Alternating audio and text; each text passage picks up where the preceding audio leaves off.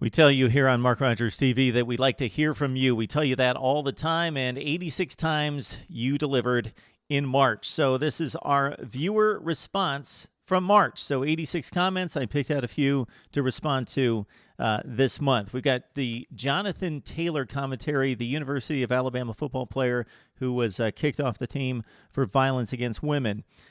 Navy Thomas 8 wrote us, complete waste of talent. I can understand Nick trying to give him a second chance, but in the end, it's on the bully. And we had several people write in that term, Jonathan Taylor, bully. We have prepped 26 teams in spring practice, including what could be the surprise team of 2015, the Tennessee Volunteers.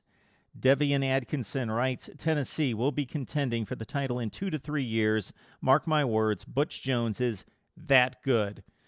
8 money is my mission 8.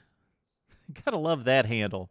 He wrote, call me one of those people who are overhyping Tennessee, but I'd be very surprised if they don't win 10 games, bowl game included. I just think that the offense is going to be ridiculous if the offensive line and Dobbs takes that step forward like Dak Prescott in Mississippi State. With the addition of Kamara, that three-headed running back attack of Dobbs, Hurd, and Kamara will be really hard to stop. The wide receiver crew just filthy on defense. They have a pretty solid starting lineup, just needs to build depth, on and on and on. You can't tell me that it's not possible. I've witnessed in my own division Auburn go from 3-9 to 13-1, and just witnessed TCU go from 4-8 to 12-1. Yes, they did. All right, Chris Borland, San Francisco 49ers linebacker who decided to retire due to injury risk. J.T. Burton writes, being the 2010s, it kind of blows my mind that we can't make helmets and other gear that are safer. It's not that complicated. Having said that, I don't fault Chris at all. I played for 15 years and still feel it every day in my knees and back. Thankfully, I only had 2 concussions in that time. I love this game more than most, but until it's safer, my son won't play. A lot of people taking the same stance. Ryan Salas, a couple weeks back, said, I think they get paid too much to change the rules for safety. It's for entertainment. They don't need to play if they don't want to take the risk of getting hurt.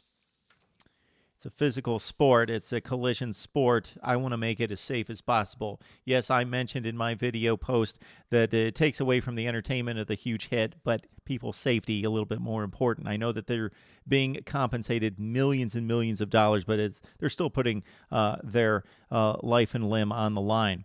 Michigan football. We looked at the spring football practice. We also posted a video about the spring football game. J.T. Burton writes in, I haven't given up hope with Shane Morris with a pro-style offense under Harbaugh. He should a lot be a legit contender to start, especially being the only quarterback with college snaps. Wilton Spate's size is very intriguing. He should be 100% now and wouldn't be surprised if he's one of the guys getting more reps. Alex Malzone is the best athlete of the three and arguably just as smart as Morris. It'll be interesting to see who takes over. I imagine we'll be seeing split time for a few games. Devion Smith, I stand behind him being the best running back on the team. Ty Isaac and Derek Green battling for second. That's the take on Michigan football after the spring game. You can look at my take as well, lauding the spring game performance of Shane Morris at quarterback. All right, let's talk some Georgia football. Arthur Roach writes, are you going to do a video on Georgia spring? Of course, we need to. If Jacob Park wins the job, we're going to get to the playoff. Arthur Roach also writes, all these position rankings just keep making me more nervous to play Tennessee. Knoxville, the week after we get Bama in Athens. About as a tough a game stretch as I could imagine at this point. Go Dogs. All right, we'll have to catch up with Georgia football here pretty soon for Mr. Arthur Roach. Navy Thomas 8 writes, wow, thanks for the shout-out. Totally unexpected. I would love to do more college football. However, my sub base is not really into it. That other comment might be an interesting subject for you to talk about. I can't wait for the SEC schedule rip video. I also agree with you on that subject. Yes, I have ripped SEC schedules in the past. I believe I'll be doing more of the same by my first glance or two at SEC schedules for 2015. Not in-conference schedules, people. Out-of-conference schedules are atrocious. LSU, we talked LSU spring football. And 8 Money is my mission. 8 writes in again. I'm an LSU fan. I've been a Fournette fan going on 4 years now. I cannot disagree with this ranking. So this deals with Leonard Fournette as the second best running back in the SEC, according to MarkRogersTV. Henry isn't as powerful as I envisioned, but he has great speed for someone his size.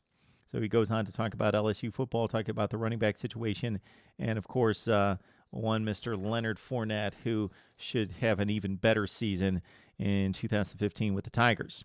Talking SEC wide receivers, got a comment in that Duke Williams is going to be the top wide receiver in the SEC, no doubt, next year. It's going to be one of those crazy quarterback-wide receiver combos with similar to Blake Sims and Amari Cooper last year, Stephen Garcia, Alshon Jeffrey, and Rohan Davey, and Reed, and Tyler Wilson, and Cobb and Hamilton, or Kobe Hamilton. If he stays healthy, I expect north of 80 catches, 1,300 yards, 12 touchdowns. Treadwell has been a disappointment. No fault of his own. He was used more as a long handoff player as a freshman because Freeze doesn't know what running the ball means. He was on his way to a 1,000-yard season as a sophomore. All right. Quick notes right here from a few people. P. Wilson, great video on LSU. Thank you, P. Wilson. Navy Thomas 8. Mitch did a great job talking about Mr. Mitch Harper, our BYU contact from 1320K fan. And Patrick McLaughlin writes, Roll Tide. Nice video, Mark. Okay, we did a Boston College spring preview in which I mentioned that BC, when it was mentioned to me that they are looking to become a force nationally again, I wrote, Boston College has not been a force nationally since the Flutie year of 1984 when he won the Heisman, 10-2, top 10 finish, Cotton Bowl victory. Michael McCunney writes, try 2007. Matt Ryan finished in the top 10. We're number 2 at one point in the season. Back-to-back ACC championship games. Well, being a force nationally, I don't think really converts to just getting to the ACC championship game, especially when your bowl trip is in the Champ Sports Bowl and you defeat a Michigan State team that went 3-5 in the Big Ten. That's really not being a force nationally, but thanks for the comment, Michael McCunney. And thank you for all the comments. Again, 86 for the month of March, and we will try to pick out the best ones. I'd also like to go back, since we've only been doing this for 2 months, and go all the way back to 2010 and look through some of the best comments and some of the mean-spirited comments, because they can be somewhat amusing as well. So please comment, and we'll get your comment post right here on our viewer response right here on Mark Rogers TV.